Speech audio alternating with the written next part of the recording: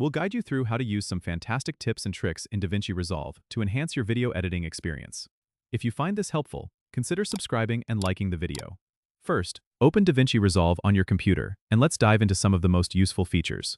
One great trick is to use the cut page for quick edits. It's designed for speed and efficiency.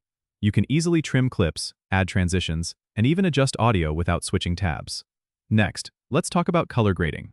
Head over to the color page. Here you can use LUTs, lookup tables, to quickly apply a professional look to your footage.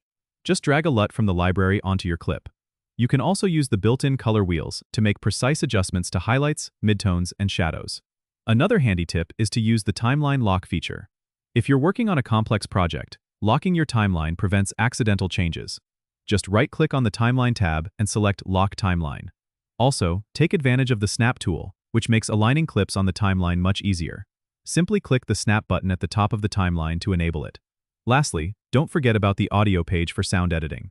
Here you can adjust levels, add effects, and even use the built-in Fairlight FX for professional quality sound. Remember to save your work frequently by pressing Command+S on Mac or Control+S on Windows.